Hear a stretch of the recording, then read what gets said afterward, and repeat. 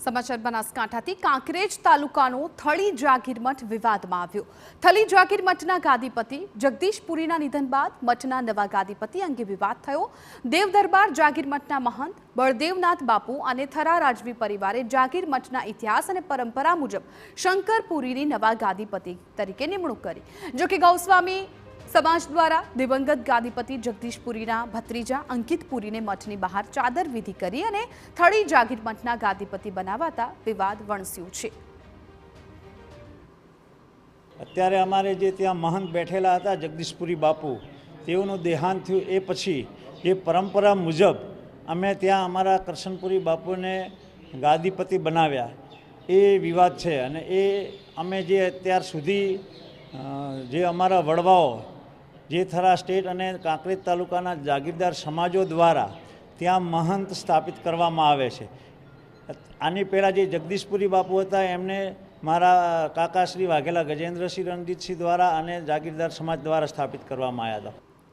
जागीर मठनो विवाद એટલા માટે છે કે આ જાગીર મઠની જગ્યા 1200 વીઘાની છે અને જે પણ ગાદીપતિ બને તેને 1200 વીઘાનું સંચાલન કરવાનું હોય છે। જો કે સ્થાનિકો થરા રાજવી પરિવારના નિર્ણયને યોગ્ય ગણાવી રહ્યા છે। ગાદીપતિ પદે શંકર પુરીની નિમણૂક યોગ્ય હોવાનો દાવો કરાઈ રહ્યો છે। એ લોકોના અસંતુષ્ટ માણસોએ તાલુકા અને તાલુકા બહારના લોકોને બોલાવી અને વિરોધાભાસી વલણ साची खोटी बातों करी अने एमने विरुद्ध में खेंची जई अने प्रदर्शन अने देखावो कर्या छे, जेना कारण विवाद चालू है।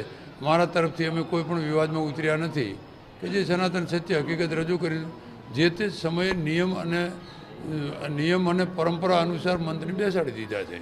हवे बापू देव थई गया छे अने ए बापू देव थया अने समाधि थाय એ પહેલાં અમારા થરા સ્ટેટના રાજવી ઘણા બધા સંતો મહંતો અમારા દેવદરબાર 1008 મંત વગરનાથ મહારાજની દર્શનામીમાં મોટા મોટી ગાદી કહેવાય એમની હાજરીમાં એમની સાથે ચર્ચા કરી આપણે એમને બેસાડીએ છીએ। એમાં તાળીઓના ગગડાટથી નવા મંતને વધાયા છે અને આના પાછળથી આ બીજું ત્રીજું લોકોના ચડાવણાના કારણે આવા પ્રશ્નો ઊભા થયા છે અને ખરેખર જે મંત બાપુએ વર્ણન કરી છે એ અમારી દૃષ્ટિએ યોગ્ય છે।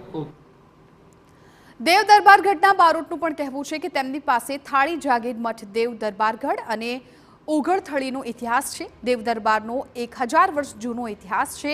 અગાઉ 22 સપ્ટેમ્બરે શંકરપુરી અને અંકિતપુરીના એમ બંને જૂથના સમર્થકો સામસામે આવી ગયા। વાતાવરણ તંગ થઈ ગયું હતું। હાલ તો થળી જાગીર મઠ અને તેના નવનિયુક્ત ગાદીપતિ શંકરપુરી પોલીસના બંદોબસ્ત હેઠળ છે। આ સમગ્ર વિવાદ ખોટી રીતે ઊભો કરાયાનો દાવો છે।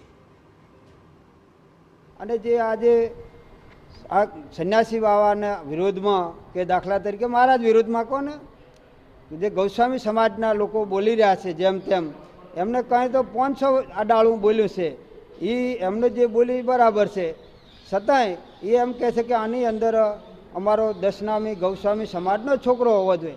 અમારી સન્યાસીઓની પરંપરામાં આ ક્યાંય આવું આવતું નથી। સન્યાસ ધારણ કર્યો જેને ભગવું ધારણ કર્યા પછી એનો કોઈ નાત જાત હોતી નથી। એ સન્યાસી એટલે સન્યાસી જ હોય છે। અમનું કેવું છે કે આ રબારી છે, રબારી સમાજનો બાવો આપણી જગ્યામાં ના હોવો જોઈએ।